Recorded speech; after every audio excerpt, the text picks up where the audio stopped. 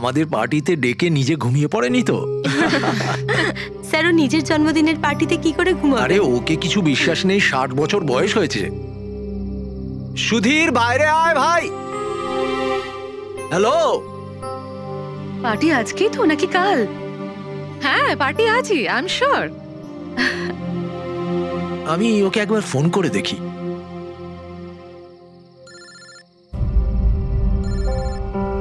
ভেতর থেকেই তো রিং শোনা যাচ্ছে, তাহলে কেউ গেট খুলছে না কেন? তাহলে ভিতর থেকে কেউ দরজা কেন খুলছে না? আমি বললাম না 60 বছর বয়স, এখনো বাচ্চা আছে। Sudhir,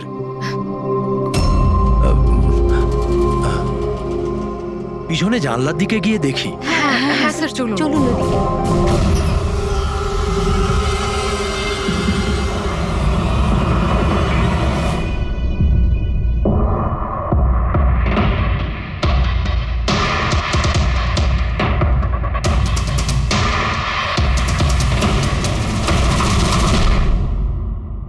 emergency medical card. এনার আমন্ড আর শেলফিশে অ্যালার্জি আছে।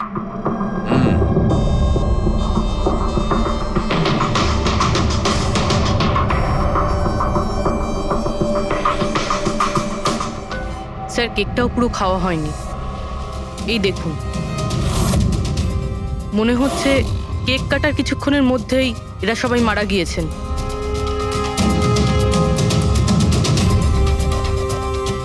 হাতাহাতির কোনো চিহ্নই নেই, সোজা গুলি করেছে।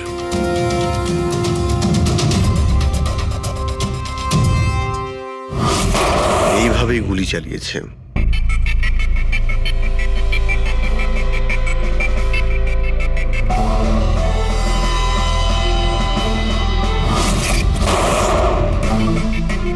আরেকটা লাশ কোথায়? ভেতরে আছে স্যার।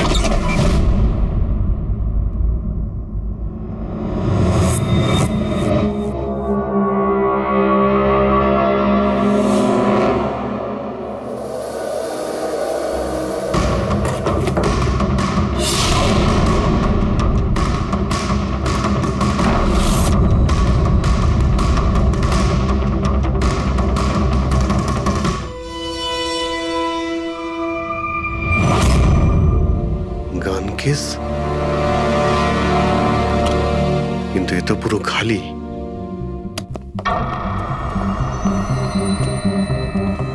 তবে স্যার, এই ঘটনা ঘটেছে কতক্ষণ হয়েছে? এই 4 জনের মৃত্যুই কালকে দুপুর 2টো থেকে 4টের মধ্যে হয়েছে।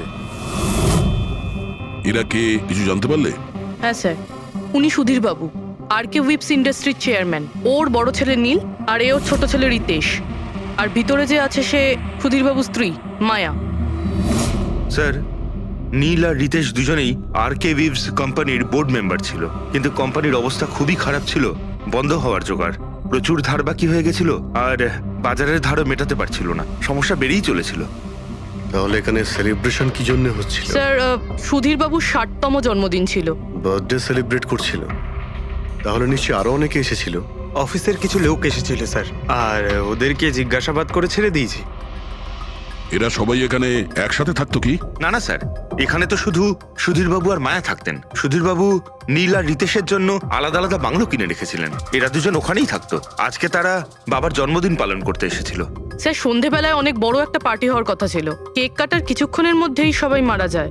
পার্টি প্ল্যান যারা করেছিল সেই টিমটা এসেছিল, কিন্তু কেউ দরজা খোলেনি দেখে চলে গিয়েছিল। বস, আমার মনে হচ্ছে না যে কেউ বাইরে থেকে এসেছিল। যা কিছু ঘটেছে এই 4 জনের মধ্যেই ঘটেছে। কিন্তু বাড়িতে তো কোনো চাকর অবশ্যই থাকবে। আছে তো, চাকর আছে তো, কিন্তু তারা গ্রামে গেছে। সুধীরবাবু শুধু আজকের জন্য একজন সার্ভেন্ট হায়ার করেছিলেন, সে কাল সকালে কাজ করে গেছিল, আর পার্টি শেষ হওয়ার পরে আজকে এসে পরিষ্কার করার কথা ছিল। পার্টি শেষ হওয়ার আগেই সবকিছু শেষ হয়ে গেছে। মনে তো হচ্ছে এটা মার্ডারই। সরি ডক্টর সালুকে, আমার এটা মনে হচ্ছে যে 4 জন ছাড়াও এখানে আরো একজন ছিল, যে বাইরে থেকে ভেতরে এসেছিল। একটু মন দিয়ে দেখো, এখানে কোনো হাতাহাতির কোনো চিহ্ন নেই, আর প্রত্যেকটা জিনিস নিজের জায়গাতেই আছে। এটা মনে হচ্ছে যে কেউ কেকের মধ্যে কিছু মিশিয়ে দিয়েছিল, যেটা খেয়ে এরা 4 জনই অজ্ঞান হয়ে গেছিল। তারপরে ওই 5 নম্বর লোকটা বাড়ির মধ্যে ঢুকলো, এসে সবাইকে গুলি করে দিল। এটা বস 100% মার্ডার। মার্ডার আর সুইসাইডও। আচ্ছা, তোমরা তো নিশ্চিতভাবে কি করে বলছো? স্যার এই দেখুন, বাকি 3টে লাশের কাছে স্ট্রাগলের কোনো চিহ্ন মাত্র নেই, শুধুমাত্র সুধীর বাবু ছাড়া। এনার পা ভাঁজ হয়ে রয়েছে, অনেকটা ব্লাডও বেরিয়েছে। আমার মনে হয় যখন ওনার গুলি লাগে তখন উনি বেঁচে ছিলেন। যদি উনিও কেক খেয়ে বাকিদের মতো অজ্ঞান হয়ে থাকতেন তাহলে ওদের মতোই পড়ে থাকতেন। ইনি প্রথমে 3 জনকে গুলি করেন আর তারপর সুইসাইড করেন, এরকম মনে হচ্ছে। যদি এটাই হয় তো তাহলে যে বন্দুক দিয়ে গুলি করা হয়েছিল সেটা কোথায়? সেটা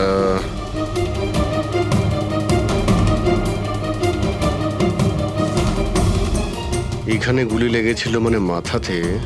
সুধীর বাবু যদি এইভাবে গুলি চালান তো এইভাবেই হয়তো পড়েছেন, আর তখনই হাত থেকে বন্দুকটা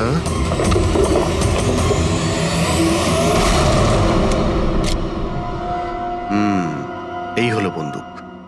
স্যার এই দেখুন, রিতেশের ফোনটা পেলাম। স্যার ও কেক কাটার কিছুক্ষণ পরেই নিজের সোশ্যাল পেজে এই সেলফিটা পোস্ট করেছে। বলছিলাম না, এখানে পঞ্চম ব্যক্তি থাকতেই পারে না। কিন্তু বুঝতে পারছি না কেন, আমার এখনো সন্দেহ আছে। দেখুন, সন্দেহ করা তো আমাদের কাজ। একটা কাজ করে যতগুলো এভিডেন্স আছে, যতগুলো জিনিস আছে, সব বিউরোতে নিয়ে যাই, দেখি এসিপি স্যার কি বলেন। গোলমাল মনে হচ্ছে। বস, আমি ওদের পেটের মধ্যে কেকের টুকরো পেয়েছি, ওই যে কেক ওরা খেয়েছিল। ওই কেকের মধ্যে সেনেটিভ মেশানো ছিল, নেশার ওষুধ। সেনেটিভ? 3 জন খেয়েছে আর অজ্ঞান হয়ে গেছে। 4 জনই? না, 3 জন। নীল, রিতেশ আর মায়া, ওদের 3 জনের পেটের মধ্যেই শুধু কেকের টুকরো পাওয়া গেছে। তার মানে সুধীর বাবু ওই কেকটা খাননি? না দয়া, সুধীর শুধু একজনই ছিল যে গুলি চলবার সময় অজ্ঞান হয়নি। কি সুধীর বাবু নিজের জন্মদিনে এই কেক খাননি? হয়নি, কারণ ওই কেকের মধ্যে বাদাম মেশানো ছিল। কিন্তু স্যার ওনার বাড়ির লোকের তো নিশ্চয়ই জানা আছে যে ওনার বাদাম থেকে অ্যালার্জি ছিল। এক্স্যাক্টলি। তাহলে এই কেক আনলো কেন? অদ্ভুত ব্যাপার। সুধীর বাবুর বার্থডে ছিল আর কেক ওই 3 জনই খেয়েছিল। কেক 3 জনে খেয়েছিল, কিন্তু ওখান থেকে যে বন্দুকটা পাওয়া গেছে তাতে 4টে গুলি খরচ হয়েছে, যেগুলো এদের গায়ে লেগেছে। অদ্ভুত ব্যাপার যে ওর ওপর সুধীরের আঙুলের ছাপ আর আছে। ওই বন্দুকটাও তো সুধীর বাবুর নামেই রেজিস্টার করা। তো সুধীর বাবু প্রথমে ওই 3 জনকে গুলি করে আর তারপর নিজে সুইসাইড করে, কিন্তু কেন? ঝামেলা এড়ানোর জন্য। ব্যবসা ডুবে যাচ্ছে, ধার দেনা বেড়ে যাচ্ছে, এই জন্য নিজের সঙ্গে পুরো ফ্যামিলিটাকেই মেরে ফেলে। আর কি কারণ হতে পারে? হ্যাঁ স্যার, তাই তো মনে হচ্ছে। সুধীর বাবু ইচ্ছে করেই ওই বাদামওয়ালা কেক নিয়ে এসেছিল যাতে ওনাকে না খেতে হয়, আর উনি সেনেটিভ মিশিয়ে ওই কেকটা সবাইকে খাইয়ে দেন। আর অজ্ঞান হওয়ার পরে তাদের মেরে ফেলে নিজেও আত্মহত্যা করেন। রবি, ওই রিতেশ যেটা ফটো আপলোড করেছিল না নেটে, সেটা একটু খোলো তো। কটার সময় তুলেছিল এই ফটোটা? স্যার 2:05 আর আপলোড করেছিল? স্যার 2:07। সালুকে একটা কথা বলো, কেক খাওয়ার কতক্ষণ পরে ওরা অজ্ঞান হয়েছিল?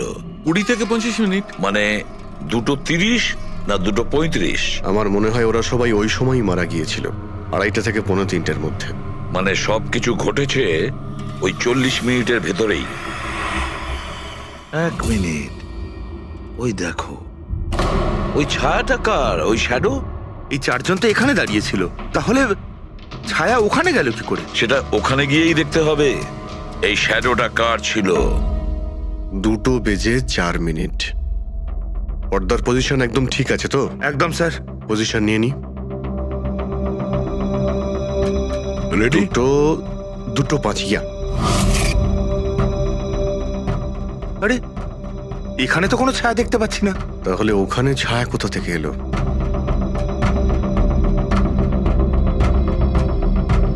রোদটা এই দিক থেকেই আসছে। পুরবি, তুমি ওইখানটা গিয়ে দাঁড়াও তো। ইয়া, ব্যাস।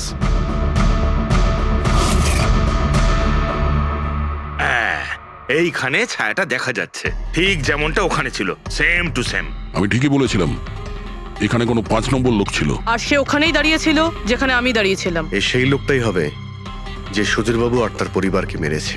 আর সে আমাদের অলমোস্ট ধোকা দিয়ে দিয়েছিল যে এটা মার্ডার কাম সুইসাইড। আর ওর ছায়াই ওকে ধোকা দিয়ে দিয়েছে। কিন্তু স্যার আমরা এই ছায়ার মাধ্যমে খুনি অবধি পৌঁছবো কি করে? খুনির মেন টার্গেট ছিল সুধীর বাবু, আর সে ওই সময় ওখানেই দাঁড়িয়েছিল। নিশ্চয়ই চেনা জানাই কেউ হবে। কারেক্ট। খোঁজ নিয়ে দেখো সুধীরবাবু পার্টিতে কাদের কাদের ডেকেছিলেন।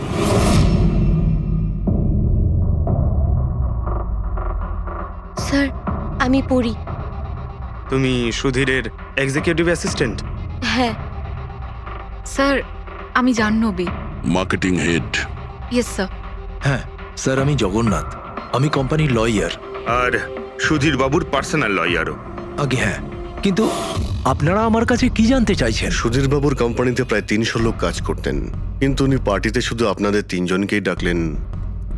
এরকম কিসের বিশেষ সম্পর্ক ছিল আপনাদের সঙ্গে সুধীরবাবুর? স্যার আমি আগেও বলেছি যে আমি ওনার এক্সিকিউটিভ অ্যাসিস্ট্যান্ট। তো একজন এক্সিকিউটিভ অফিসারের সঙ্গে এতটা পার্সোনাল রিলেশনশিপ? স্যার আমি ওনার শুধু কাজই না, বরং ওনার পার্সোনাল লাইফও ম্যানেজ করতাম। আই মিন পার্সোনাল আর প্রফেশনাল দুটোই। আর ওই দিনও আমি পার্টি ম্যানেজ করতে গেছিলাম, সেলিব্রেট করতে না। আর উকিল বাবু আপনি? স্যার আমি আর সুধীর হলাম ছোটবেলাকার বন্ধু। ওর বার্থডে আর আমি যাব না, এটা কি করে হতে পারে? আর আপনি, আপনাকে কেন ইনভাইট করেছিল সুধীরবাবু পার্টিতে? স্যার আমাকে সুধীর স্যার না, নীল ইনভাইট করেছিল। আমি আর নীল খুব ভালো বন্ধু ছিলাম। I see. তো আপনি ওনার পুরো শিডিউল ম্যানেজ করতেন। হুম। তো এই বার্থডে পার্টির দিন কেউ কি আসার কথা ছিল? কোনো মিটিং রেখেছিলেন আপনারা? স্যার ওই দিন ব্যাংক হলিডে ছিল, তার জন্য কোনো মিটিং বা অ্যাপয়েন্টমেন্ট ছিল না। আর ওনার বার্থডে ছিল, তাই উনি পুরো দিন ওনার ফ্যামিলির সাথেই কাটাতে চাইতেন। দুপুর 2টো থেকে 3টের মধ্যে আপনারা কোথায় ছিলেন? স্যার আমি তো আমার বাড়িতেই ছিলাম, ভি ব্লগ বানাচ্ছিলাম। Vlog? Video blog. আমার একটা ইন্টারনেট চ্যানেল আছে যেখানে আমি ভিডিও বানিয়ে আপলোড করি। স্যার আমি বাড়িতে ঘুমোচ্ছিলাম, আমার শরীরটা ঠিক ছিল না। স্যার আমি আমার ফ্যামিলির সাথে ফিল্ম দেখতে গিয়েছিলাম।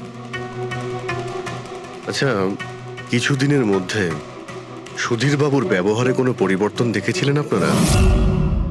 হ্যাঁ স্যার, আমি একটা জিনিস নোটিস করেছিলাম। স্যার আজ থেকে ঠিক 1 মাস আগে আমাদের মিটিং চলছিল।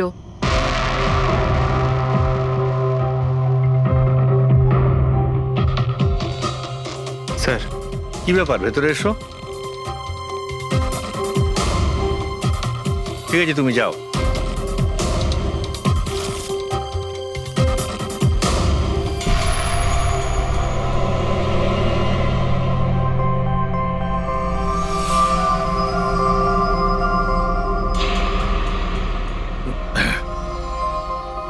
Sorry, gentlemen. Meeting is over. বাচ্চাদের পোশাক? Yes sir. আচ্ছা, আর কিছু নোটিস করেছিলেন আপনারা? কোনো অদ্ভুত কিছু? হ্যাঁ স্যার, এই 2 সপ্তাহ আগে উনি আমাকে বলেছিলেন যে উনি ওনার দলিল চেঞ্জ করতে চান। উইল বদলাতে চাইছেন কেন? জানি না স্যার, ওনার দলিলে 3 জন মানুষের নাম ছিল, একজন ওনার স্ত্রী মায়া আর 2 জন ওনার ছেলে। কিন্তু উনি চতুর্থ একজনের নাম জুড়তে চাইছিলেন, অ্যাড করতে চাইছিলেন। কি নাম ছিল ওই চতুর্থ জনের? ওনার নাম তো উনি বলেননি। আপনি কি উইলটা বদলেছিলেন? আসলে আমি পেপার সব তৈরি করে দিয়েছিলাম, ব্যাস নাম ভরে ওতে সুধীরকে সই করতে হতো। জানি না কি হলো, হঠাৎ নিজের বার্থডের কিছুদিন আগে ও আমাকে বলল যে দলিল বদলাতে চায় না, ওই পুরনো দলিলটাই থাকবে। ঠিক আছে, এই চতুর্থ ব্যক্তি আবার কোথা থেকে এলো যার নাম সুধীরবাবু নিজের উইলে ইনক্লুড করতে চেয়েছিলেন? সুধীর মৃত্যুর এই চতুর্থ জনের সঙ্গে কোনো কানেকশন থাকতে পারে। আমার তো এটাই কিছুতে মাথায় ঢুকছে না। বাচ্চাদের পোশাক কেউ কাউকে কেন পাঠাতে যাবে? বাচ্চাদের জামা কাপড় পাঠানো হয়েছিল, তাহলে ওই এনভেলপটা কোথায় গেল? সুধীর বাবুর রুমটা তো আমরা ভালো করে চেক করেছি, ওখানে তো কিছুই পাইনি আমরা। বাড়িতে নয় তো অফিসে?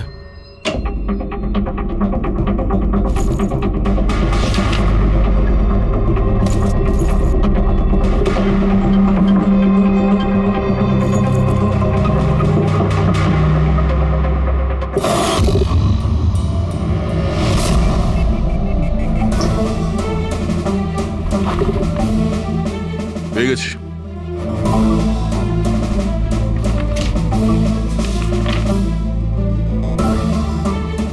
আরে, এতে তো দেখছি কোনো পোস্টাল স্ট্যাম্প বা যে পাঠিয়েছে তার নামই নেই। তাহলে পার্সেল এখানে পৌঁছলো কি করে? মনে হচ্ছে এই এনভেলপটা সোজা কেউ কোম্পানির পোস্ট বক্সে ঢেলে দিয়েছিল।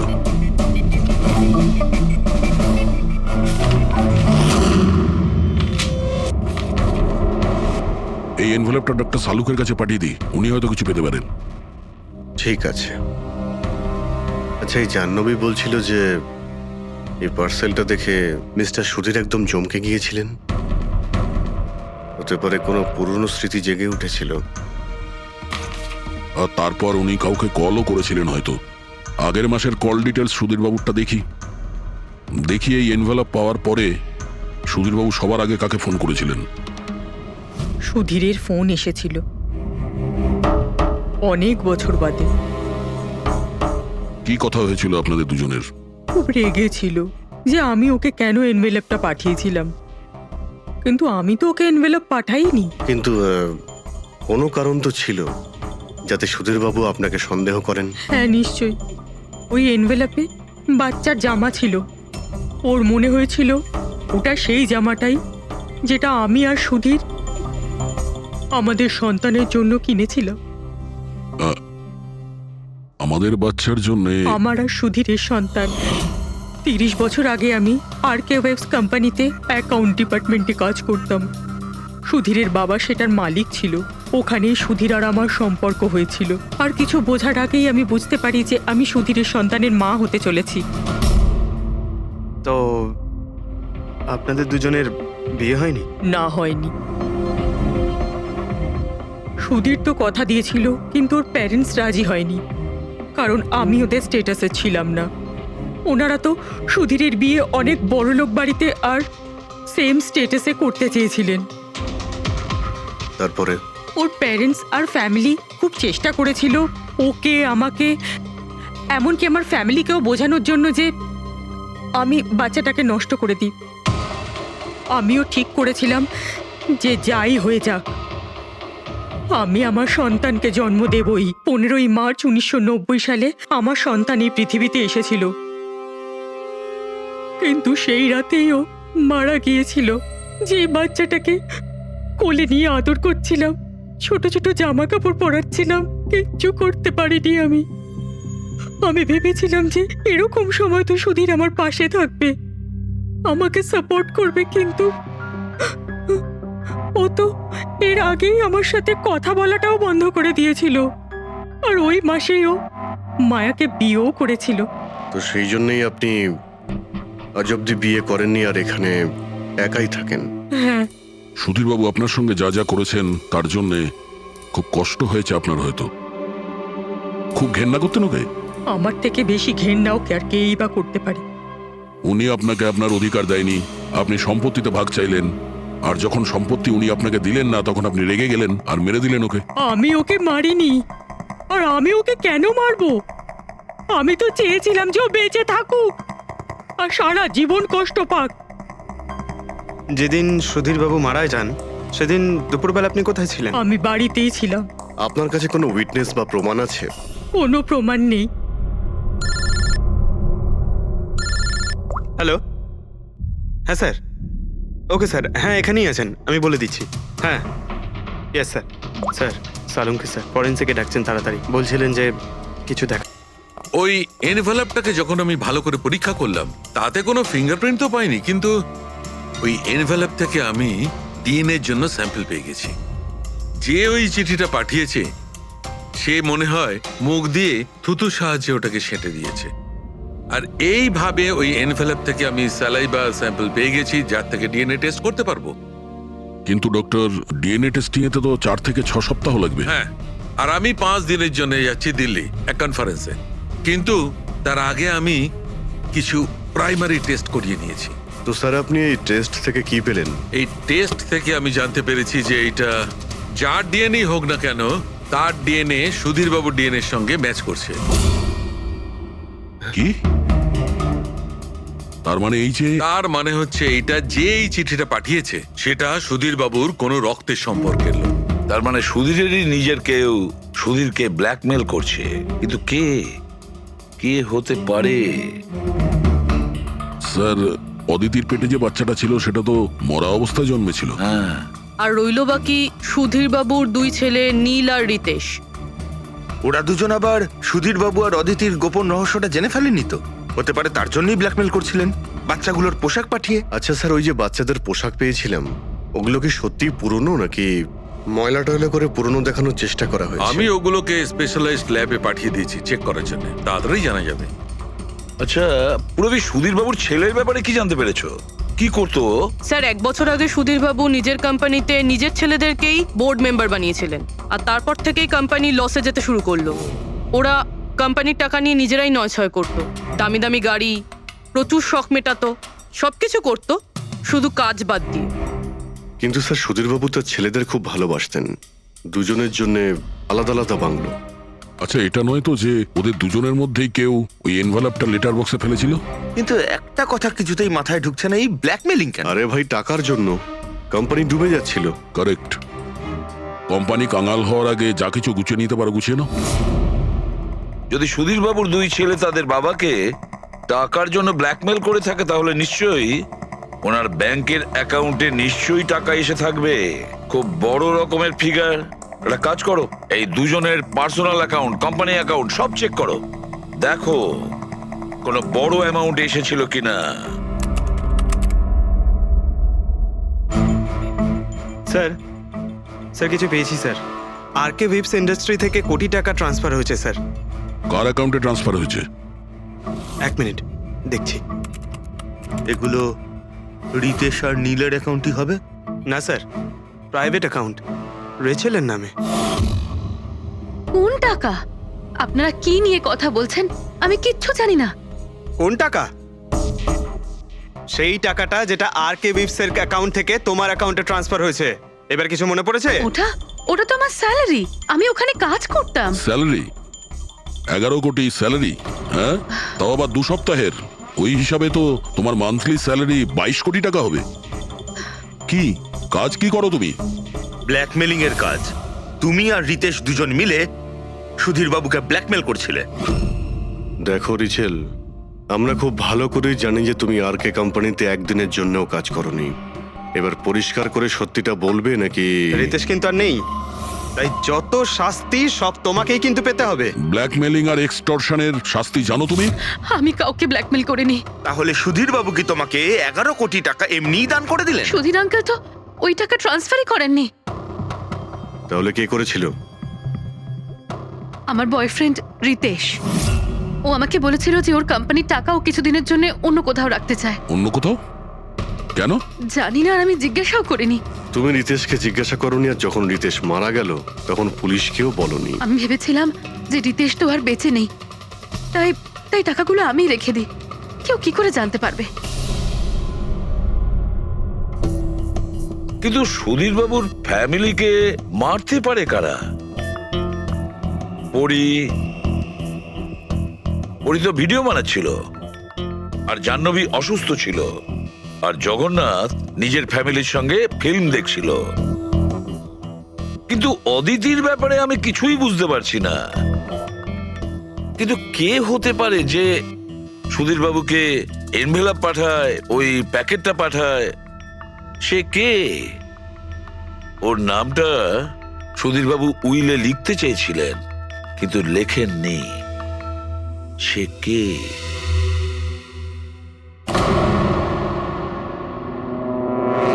প্রেমের দ্বিতীয় কেকটা কোথা থেকে আসলো? হ্যাঁ স্যার, এখানে দুটো কেক। সেটাই তো, যখন বার্থডে ছিল সুধীর বাবু তার নিজের ফ্যামিলির সঙ্গে, ছোট কেকটা কেন কাটতে যাবে যেখানে এত বড় কেকটা রয়েছে এর সামনে? স্যার, যাতে ও রাতে পার্টিতে বড় কেক খেতে পারে। আরে ভাই, সুধীরবাবু কি 18 বছরের বাচ্চা ছিল নাকি যে নিজের বার্থডেতে দুটো কেকের অর্ডার দেবে? স্যার হতে পারে এই কেকটা ওনাকে কেউ গিফট করেছে, এই কিন্তু বাদামওয়ালা কেক। সেটা তো বক্সে নিয়ে আসবে, আর তার উপরে কেক শপের নামটাও লেখা থাকবে। না স্যার, ওখানে তো আমরা কোনো বক্স পাইনি। ছিল না? হতে পারে কেউ এই কেকটা বাড়িতে বানিয়েছে, সেই জন্যই আমরা ওখানে বক্স পাইনি। কিন্তু এই আমান্ড দেওয়া কেক পাঠালোটাকে? স্যার, হ্যাঁ স্যার আমি জাহ্নবীর সোশ্যাল প্রোফাইল চেক করছিলাম। স্যার এখানে ওর অনেক ছবি আছে যেখানে ও কেক আর পেস্ট্রি বেক করছিল। বেকিং ও খুব পছন্দ করে। আমি বেকিং পছন্দ করি, তাতে কি? তো কিছু না, তুমি বাদামওয়ালা কেক বানিয়েছিলে না সুধীর বাবুর জন্য? আমি যখন জানি যে ওনার বাদামে অ্যালার্জি, তাহলে আমি ওনার জন্য বাদাম কেক কেন বানাবো? কারণ তুমি চাইছিলে যে উনি কেকটা না খান, যদি খেতে অজ্ঞান হয়ে যেত না। আর তুমি চাইতে যখন তুমি ওকে মারবে তখন যেন ওর জ্ঞান থাকে, কষ্ট পায় তোমার সামনে, প্রাণ ভিক্ষা করে, তাই না? আরে আমি সুধীর আঙ্কেলকে কেন মারবো? তুমি কেকের মধ্যে সেনেটিভ মেশাওনি রিতেশ, নীল আর মায়াকে মারার জন্য? আপনারা এইসব কি বলছেন বলুন তো? ব্যাস ব্যাস, অনেক হয়েছে। তুমি বলেছিলে না যে ওই দিন তুমি অসুস্থ ছিলে আর বাড়িতেই ছিলে? কোথাও তুমি যাওনি। তুমি পার্টিতে কিভাবে গিয়েছিলে কিনা পার্টিতে? আমি সত্যি 2-3 পর্যন্ত ঘুমিয়েছিলাম। তারপর ঘুম থেকে ওঠার পর আমার মনে হলো যে আমি একটু বেটার ফিল করছি, আর তাই আমি পার্টিতে চলে যাই। এতে আমার কি অন্যায়? তুমি যদি রাত 2টো থেকে 3টে অবধি সত্যিই ঘুমিয়েছিলে, তাহলে 2:30টার সময় যখন সুধীর বাবু মারা যান, তখন তোমার মোবাইল ওনার ঘরের সামনে গেল কি করে? দেখো জাহ্নবী, মিথ্যে বলে কোনো লাভ নেই। আমরা তোমার মোবাইলের রেকর্ড চেক করে দেখেছি। যে সময় সুধীর বাবু মারা যান সেই সময় তোমার ফোনের লোকেশন ওনার বাড়ির কাছেই ছিল। এবার সত্যি বলবে নাকি আরো টাইম ওয়েস্ট করতে চাও? আমি আর নীল একে অপরকে ভালোবাসতাম।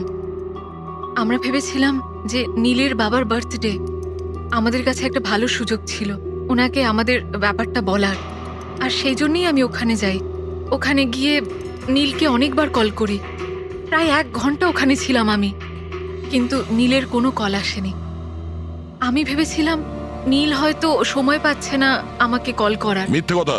তোমার মনে হয়েছিল নীল তোমাকে ঠকাচ্ছে, সেই কারণে তুমি ওকে আর ওর পুরো ফ্যামিলিকে মেরে দিয়েছো। এই আপনারা কি বলছেন বলুন তো? আমি বেকিং করতে ভালোবাসি, তার মানে তো এটা নয় যে খুনটা আমি করেছি। ইন্টারনেটে রেসিপি দেখে তো যে কেউ কেক বানিয়ে ফেলতে পারে। কেক বানানো কি এমন কঠিন কাজ? আর রিতেশের গার্লফ্রেন্ড রেচেল, ও তো বেকিং করে। আপনারা ওকে কি কেন কিছু জিজ্ঞেস করছেন না? সবাইকে জিজ্ঞেস করবো আমরা।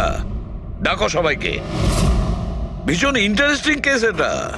এরকম খুব কম হয় যে এতজনের কাছে একটা লোকের প্রাণ নেওয়ার জন্য সুযোগও আছে আর মোটিভও আছে।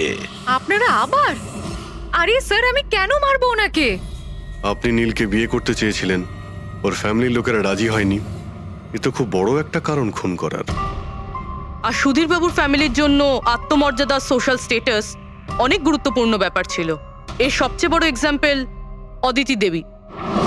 আর সুধীর বাবু এই নিজের সম্পত্তি আর স্ট্যাটাসের জন্য আপনার জীবন নষ্ট করে দিয়েছেন।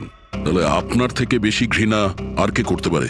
আমার কাছে পয়সার কোনো মূল্য নেই, আর না কোনো বিষয়ে রিগ্রেট।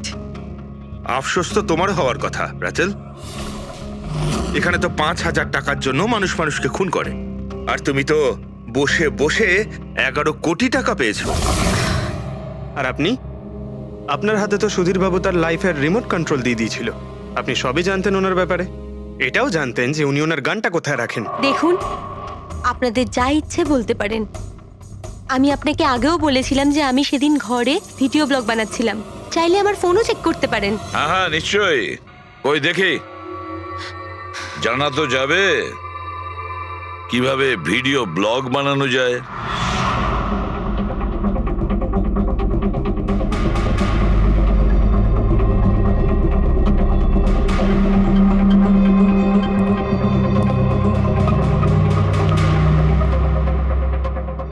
স্যার, এখন আপনি বিশ্বাস করেছেন তো যে সেদিন আমি নিজের ঘরে DIY ভিডিও বানাচ্ছিলাম? DIY তার মানে?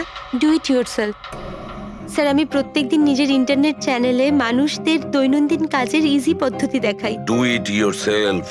স্যার, হ্যাঁ, নিউজ পেপারটা দেখুন, ডেটটা ওই একই। হ্যাঁ সেটাই তো আছে। মানে ভিডিও ওই দিনই শুট করা হয়েছিল? স্যার, হ্যাঁ পুরবি। স্যার আমি মেমোরি কার্ডের ডেট আর টাইম চেক করেছি। এই ভিডিওটা ওই দিনই তৈরি করেছিল, 2টো থেকে 4টের মধ্যে। আচ্ছা, আর স্যার, ওরির মোবাইল লোকেশন ক্রস চেক করেছিলাম আমরা, তাতে দেখলাম ও সেদিন বাড়িতেই ছিল।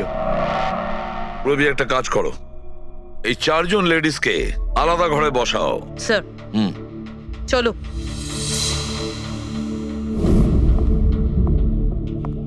স্যার, কি ভাবছেন আপনি? সমস্ত প্রমাণ তোর পক্ষেই দেখছি। এই কেসটা তো আমি অন্ধকারে ডুবে যেতে দেখছি। ঠিক একটা কথা তো পরিষ্কার, যখন অন্ধকার হয় তখন কোনো ছায়া পড়ে না, কিন্তু আমার মনে হয় এই পুরো কেসটাই ছায়ারই খেলা। সানডাইল জানো তো? সানডাইল এই জিনিসটা আসলে সূর্যের আলো কোন দিকে যায় সেই অনুযায়ী টাইমটা দেখায়। হ্যাঁ, সানডাইল এমন একটা জিনিস যেটা থেকে আমরা আকাশের সূর্যের পজিশনটা বুঝতে পারি, যেটা থেকে আমরা সময়টা আন্দাজ করতে পারি। এবার দেখো, আমাদের পৃথিবী ঘুরতে থাকে আর সেই জন্য সূর্যের অ্যাঙ্গেলটাও বদলে যায়, যেটার কারণে সানডাইলে ছায়ার পজিশনটা বদলাতে থাকে। এটা তো মাথায় ঢুকে গেছে স্যার, কিন্তু এটার এই কেসটার সাথে কি সম্পর্ক বলুন এর তো? সঙ্গে সম্পর্ক আছে ফেডরিক। পরি, এই পুরো প্রমাণগুলোই আমরা পরীর কাছ থেকে কালেক্ট করেছি। পরি সে এমন একজন কেউ পুরো এভিডেন্স গুলো ম্যানিপুলেট করতে পারে, মেমোরি কার্ডের ডেটটাও চেঞ্জ করতে পারে, পুরো এভিডেন্সেস কন্ট্রোল করতে পারে। কিন্তু সূর্যকে কন্ট্রোল পরি করতে পারে না। ভুলে যেও না যে সূর্য কোনো সময়ই ভুল সময় সে দেয় না। তার মানে ওরই ভিডিওতে ডেট আর টাইম দুটোই চেঞ্জ করে দিয়েছে। হয়তো চেঞ্জ করেছে বা করেনি, কিন্তু এখন আমরা এই ছায়াকে প্রশ্ন করব যে পরি সত্যি বলেছে না। এই সেটিংটা একদম সেরকমই হয়েছে যেমন পরীর ভিডিওতে ছিল। আর রোদও সেই রকম আছে সেদিন যেরকম ছিল। শুধু পরীর জায়গায় পুরবি দাঁড়িয়ে আছে। স্যার, আমরা এখানে কি করব? আগামী 6 ঘন্টা পর্যন্ত পুরবীকে এইভাবেই দাঁড়িয়ে থাকতে হবে যেভাবে ভিডিওতে পরী দাঁড়িয়েছিল। আমরা এটাই দেখতে চাই যে যদি পরী সত্যি কথা বলে তাহলে 2 থেকে 4টের মধ্যে পুরবীর মুখে ঠিক সেই জায়গা থেকে রোদ্দুর পড়বে যেমন পরীর মুখে ছিল। আর স্যার, যদি আমার ছায়া পরীর ছায়ার সাথে ম্যাচ না করে তো? তো দেখতে হবে। ক্যামেরা অন করো।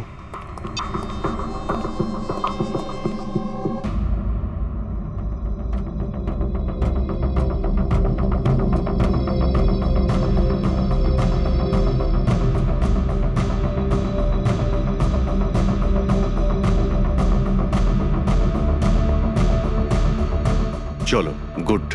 ওকে পুরবী, রিল্যাক্স। আচ্ছা, কি আছে এই ভিডিওতে? আরে দেখতে দাও ভাই।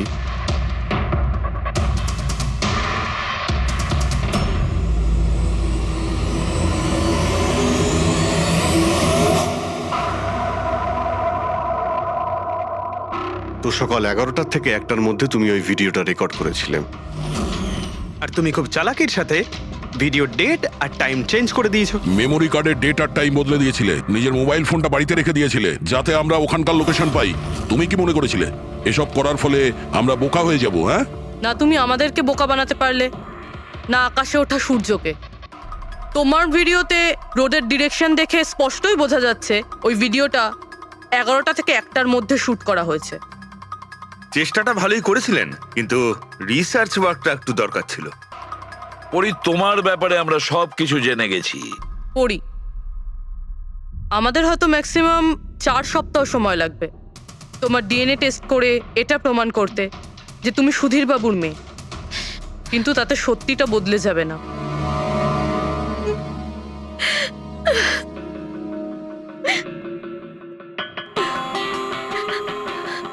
আমি ওনাকে মারতে চাইতাম না, একদমই মারতে চাইতাম না ওনাকে। আমি তো শুধু এইটুকু চাইতাম যে উনি আমাকে স্বীকার করুক। ছোট থেকে এখনো অবধি আমি অনাথ আশ্রমে বড় হয়েছি, তার জন্য একটা ফ্যামিলি চাইতাম আমি। তুমি সুধীর বাবুর ব্যাপারে জানতে পারলে কিভাবে? ওই আমার ছোটবেলার জামা কাপড়ের জন্য।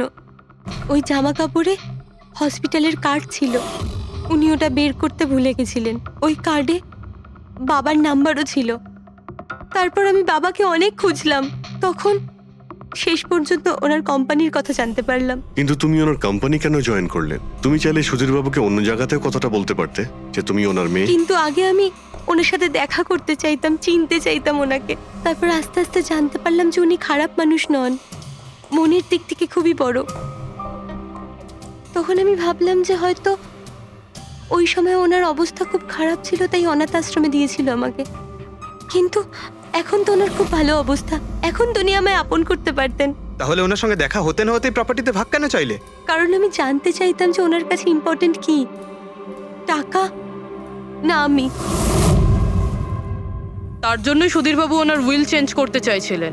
হ্যাঁ, আর এটা শুনে আমি খুব খুশি হয়ে গেছিলাম। কিন্তু সুধীর বাবু তার সিদ্ধান্ত বদলে ফেলেছিলেন, যেটা তুমি সহ্য করতে পারোনি। স্যার, ওই সব ওনার ওয়াইফ আর ওনার মেয়ের জন্য হয়েছিল। ওরা এটা সহ্যই করতে পারছিল না যে বাবা আমার নাম উইলে অ্যাড করছিল। অর্থাৎ আরও একবার সুধীর বাবু আপনাকে মেনে নিতে অস্বীকার করলেন। হ্যাঁ, আর এইবারও ঠিক ফ্যামিলির জন্যই। উনি একদম বদলাননি, উনি একদম ঠিক আগের মতোই ছিলেন। সেলফিশ, সুবিধাবাদী, দায়িত্বজ্ঞানহীন। সহজভাবে নিজের ভাগটা পাননি বলে ওনাকে ব্ল্যাকমেল করতে শুরু করে দিলেন। না, আমি যখন ওনাকে প্রথম এনভেলপ পাঠিয়েছিলাম তখন আমার এরকম উদ্দেশ্য ছিল না। আর না আমি এতটাই বোকা যে এনভেলপ নিজের মুখ দিয়ে সিল করব। আমি তো এটাই ভাবতাম যে অ্যাটলিস্ট উনি আমাকে নিজের ফ্যামিলিতে ইনক্লুড করুক, আমার নিজেরও একটা ফ্যামিলি হোক। আর তার জন্যই আমি বাবার জন্মদিনের দিন নেশাযুক্ত ওষুধ দিয়ে বাদামের কেক নিয়ে ওনার বাড়িতে গেছিলাম। Happy birthday to you.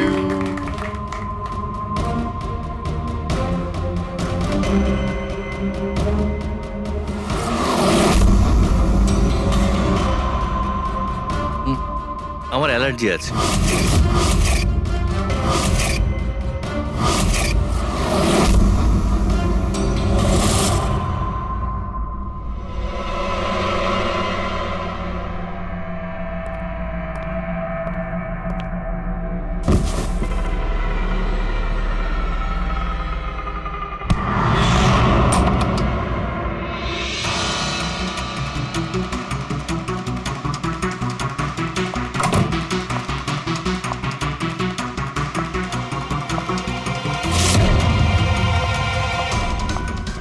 বাবা,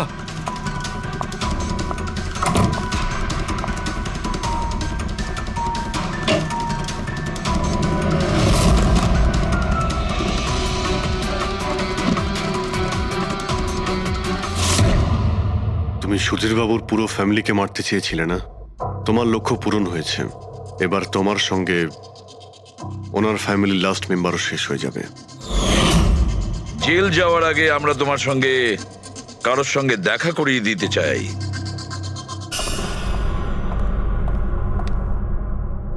ইনি অদিতি দেবী, তোমার মা।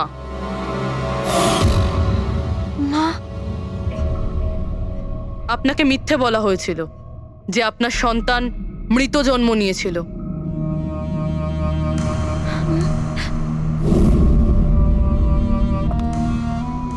মা,